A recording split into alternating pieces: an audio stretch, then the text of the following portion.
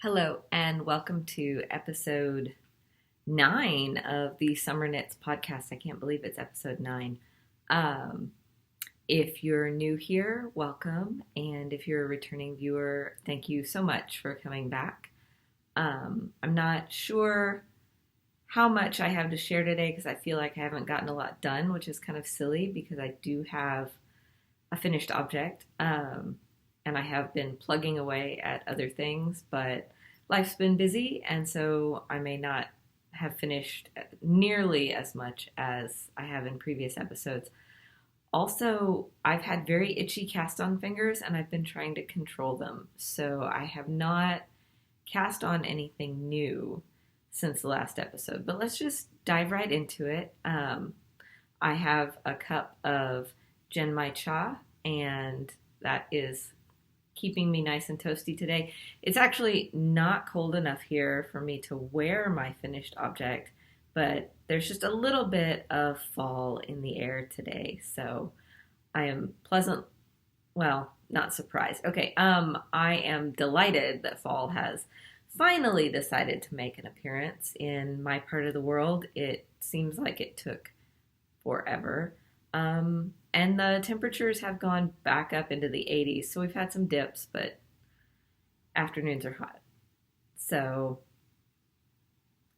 I'm finishing things. I just can't wear them yet. But all that nonsense to say, let me share with you my first finished object. I know I talked about it on the last episode as a whip, but I have finished my Felix sweater. Not sure I can get the whole thing in the frame. So this sweater was a super quick knit. It's hard to see with the marling, but the delightful lace pattern along the raglan increases, and it was so fast. It's on such big needles. It was such a fast project, and it came out so squishy and perfect. And the day after I finished it, the universe granted me a cold morning and evening, so I actually got to wear it, but it hasn't been cold enough again since.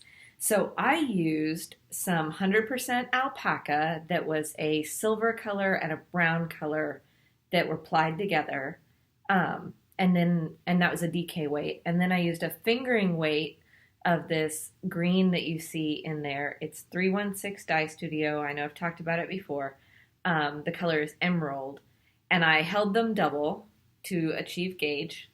And I made this oversized for me because I wanted an easy throw on, even with a shirt under it, smushy, warm pullover for when winter finally actually gets here. So, I achieved that. I went up a needle size on the sleeves to maintain the loose gauge because a lot of times we knit tighter in a smaller circumference than we do in a bigger one. And so one tip I had picked up from Andrea Mowery was to always go up a needle size on your sleeve and then check your gauge to make sure that you're maintaining it. Also, I picked up 2 extra stitches under the sleeve, and usually I immediately decrease those to close that undersleeve gap that we get a lot, and totally forgot to do so on the first sleeve, so I kept it consistent for the second. So my sleeves are 2 stitches bigger around all the way until the end, where I immediately did back-to-back decreases to get them down to the cuff ribbing size. And then the ribbing for the collar, cuffs, and the extended ribbing at the bottom of the body are a solid brown alpaca that I picked up this summer to match the brown in the marled alpaca that I already had, because it's been in my stash for like 12 or 13 years, just waiting for like the right project. And it just never seemed like a good enough project. I know we all have special yarns and it's really hard to use them sometimes, but suddenly for some reason I was like, it needs to be a pullover. So I wanted to hold it with a wool yarn to give the stitches structure and bounce, because alpaca has so much natural drape that it doesn't hold its shape well at all.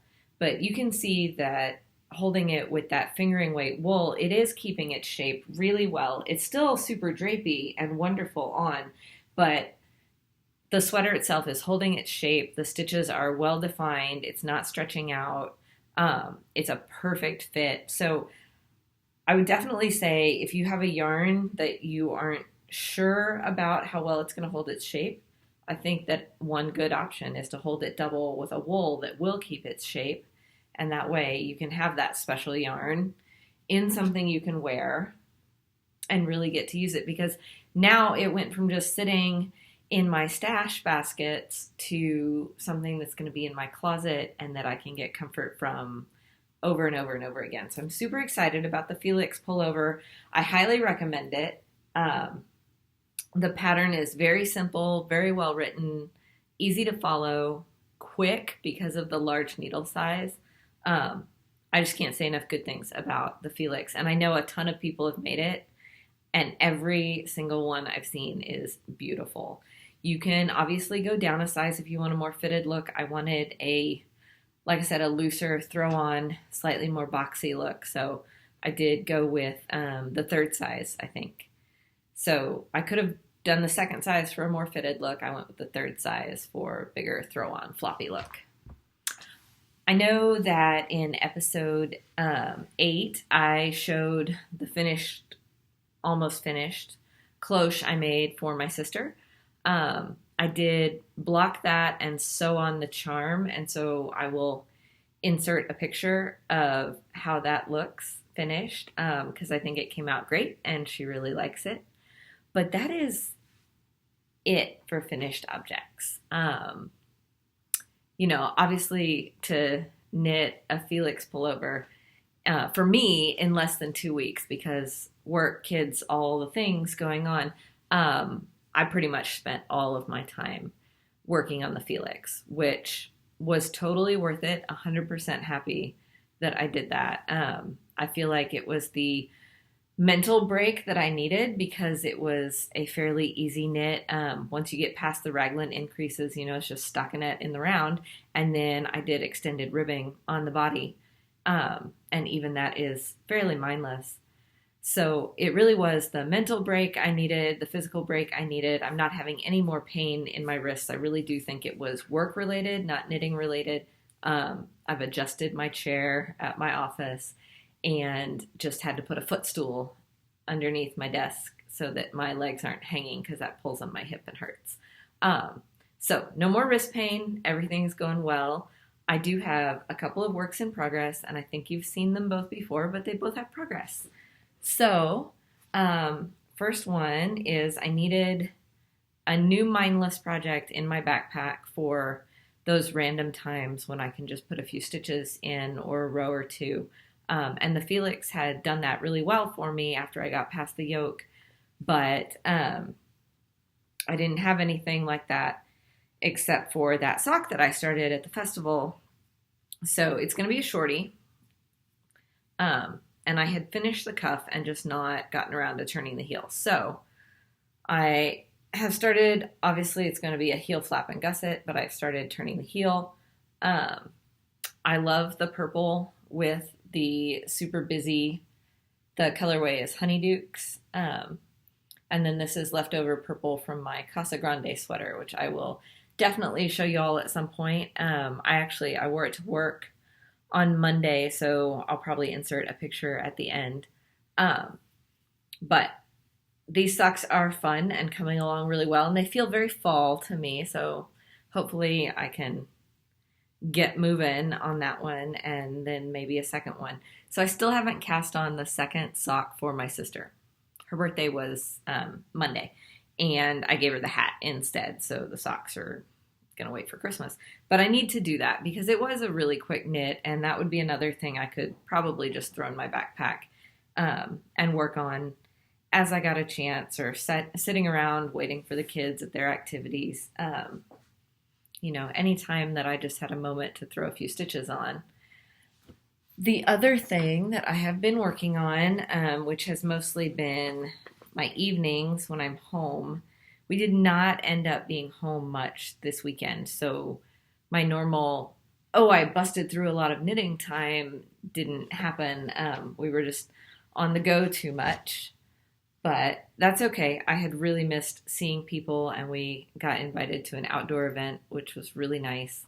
Um, just some real talk for a second. COVID has really worn on me because I'm a social person and I really miss just being around people and seeing my friends. And as much as I love my husband and we have wonderful conversation and I never get tired of talking to him, I do miss interaction with other adults that's not work related. And I know a lot of people are going through the exact same thing, but it's been really hard because my husband would be happy to just be at home with just the family like all the time, and yet he has a super social job, and I like really need people, and yet I have a fairly isolating job. So it's been rough, but I was really excited to get to go out, even though I didn't know most of the people. My husband knew them all, but just to get to go out and be around people and everything seemed kind of normal. I mean, it was beautiful weather and a gorgeous sunset, and just to get to be outside and hang out with folks was really nice. So, lost some knitting time, gained some much needed mental health, social time. Like, it was just really important for me. But I have been working on my elf mail in the evenings, and it's on small needles, so it's not, or small circumference needles, so it's not going to spread out very well for you to see. But I am almost done with the yoke, like really close. And I love how this fabric is knitting up. I just adore it. It's just been slow for me. It's a combination of the size of the needles and needing to pay attention to where I am in the pattern and always make sure that I'm staying on pattern. I did have an entire row where I realized that 4 rows back, I had gotten off pattern. And so rather than unknit the 4 rows because I just didn't want to, I actually, one stitch at a time, dropped down, fixed the problem, and worked them back up. But that meant that, that entire evening was spent pretty much doing one round of the elf mail. So the KAL is still going on. I have a feeling that I'm going to need longer than the end of November to finish mine. So probably going to extend that for you guys as well. Don't forget that there are prizes. Just use the hashtag or post in the Ravelry group or both. It's so pretty. And it does have a delightful texture to it. I think it's going to be lightweight enough to wear here in Oklahoma without like overheating, but still like, I don't know, warm enough for winter. So I really want to give color work a go. But after trying the sea glass tee briefly, and I think I still want to do that t-shirt, but I just want to do it with a higher contrast yarn than what I had. What I had was really low contrast, and I think is still going to make a beautiful project. But it's just not, it's not really showing that sea glass tee pattern to its advantage, I think. But anyway, after trying that pattern and realizing, oh yeah, color work comes out double thick. I mean, things I should have thought of before, right? And that it's so hot here most of the time anyway. And yes, we have winter and it'll come eventually and maybe I'll totally change my tune. But I'm just worried that I'm going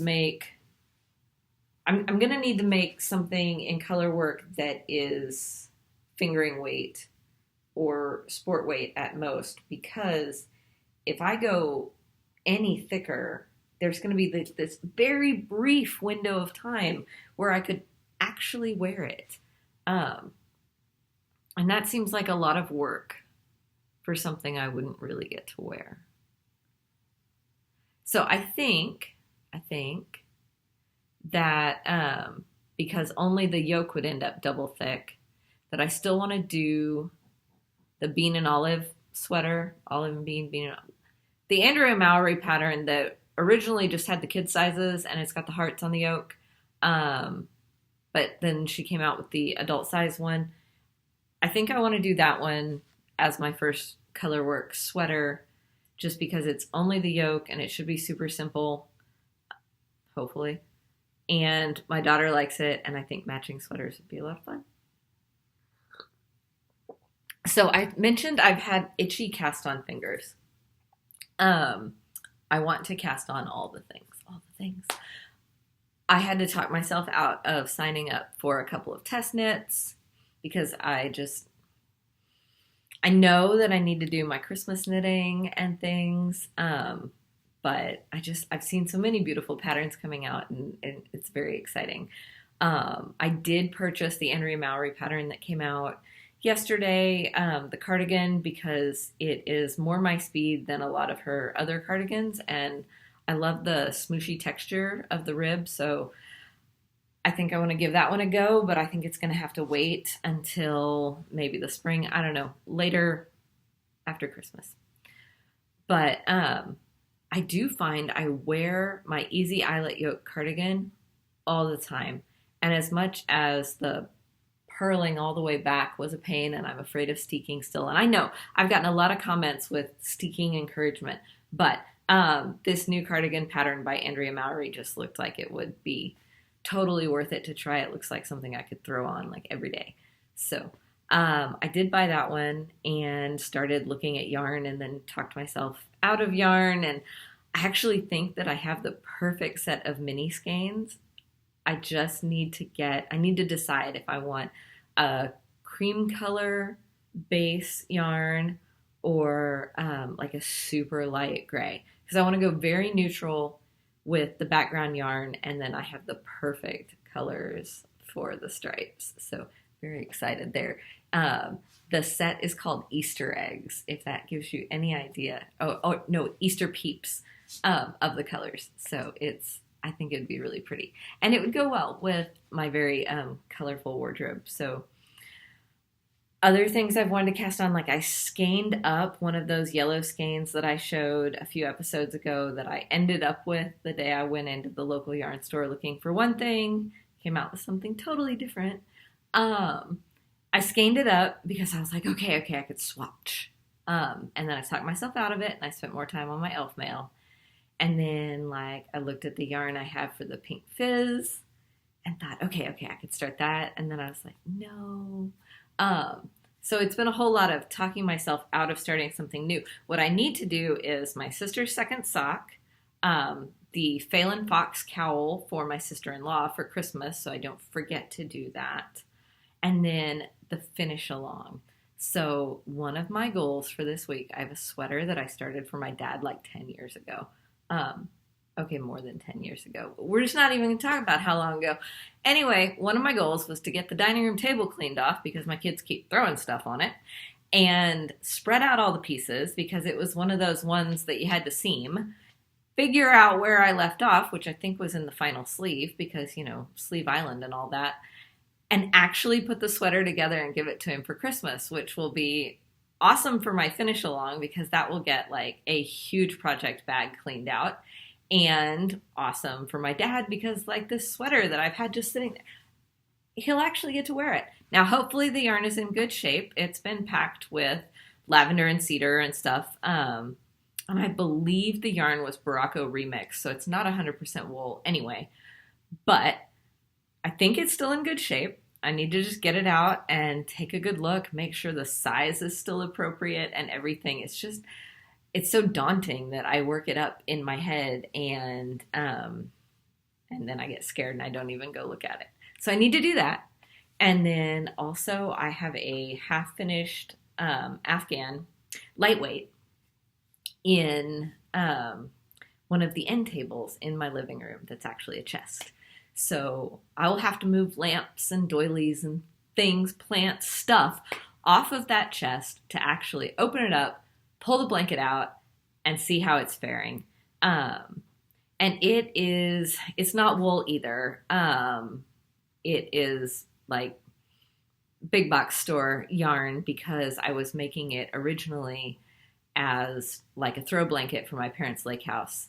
Now I'm too scared to take it there though because all the dogs and the cat and everything. And I'm starting to realize I used to make all these blankets and now I just mostly look at them because I'm afraid to have them anywhere near the animals. So I need to start using things like on my bed and stuff where the animals are not, and actually getting some use out of all of those pretty blankets and stuff. But so I'm rambling, and that's okay.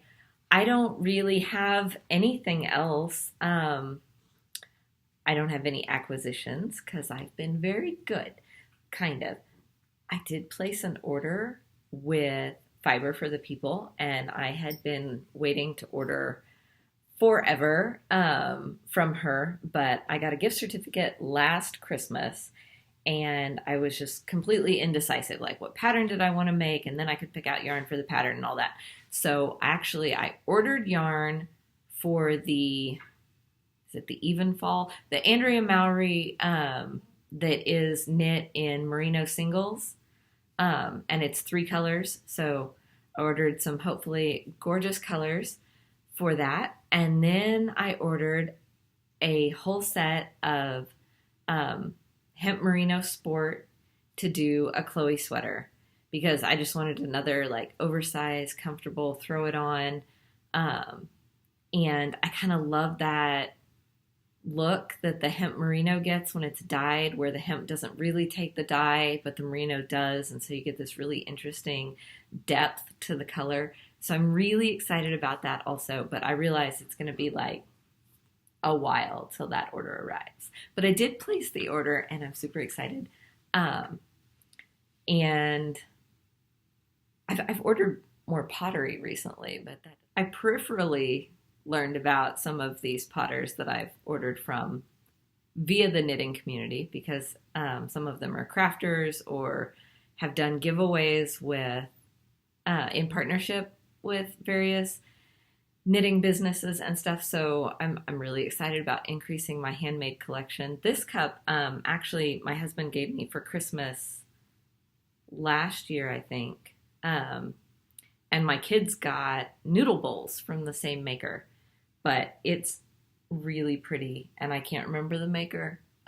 There's initials on the bottom, and he would remember, but it's one he found on his own. And it's just perfect for just a tiny little warm beverage. I know I've digressed again. It's just going to be one of those off-topic days. It's okay. So I wanted to talk about a couple of things that are knitting related. Just a reminder that the Elf Mail KAL and the Finish Along both have prizes. Finish Along is open till December 31st. And currently the Elf Mail Knit Along is till the end of November, but I think we'll extend that. And then the other thing I wanted to ask is I have an upcoming project next year. And for that project, I wondered who your favorite small designers are. So when I say small designer, I'm thinking like somebody who has less than 20 published patterns, who may not have the exposure that a lot of the bigger name designers have, because it can be harder in some of the algorithms, both Instagram, Ravelry, Facebook even, like for those designers to be seen. So in the comments, if you could share with me your favorite small designer or your favorite pattern from a small designer, I'm just really interested to see who else is out there and who you've heard of and what you think.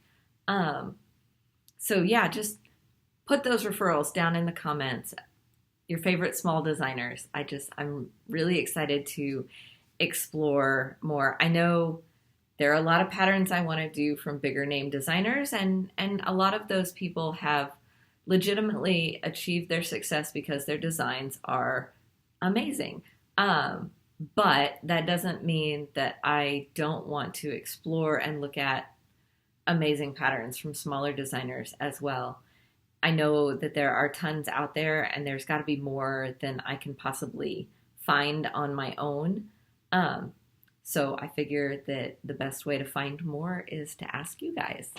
So yeah, like I said, I think we're going to classify small designer as less than 20 published patterns for purposes of this particular project. But I think that is it for today. I know it was a really short catch up, and hopefully next time I visit with you, I will have a little bit more to show. If I can get some of those Christmas presents checked off my list, I think I'll feel really good. But also, I want to continue to dedicate time to my elf mail because I do think it's going to be a finished object that I love. If I keep casting on new things, then it won't get the attention that it deserves. So, I don't know. But anyway, thank you for joining me for this really brief episode, and I hope that you have a wonderful week. Any comments and questions and whatever, I love to chat, so find me on Instagram or comment here. I try and answer or react to all of your comments.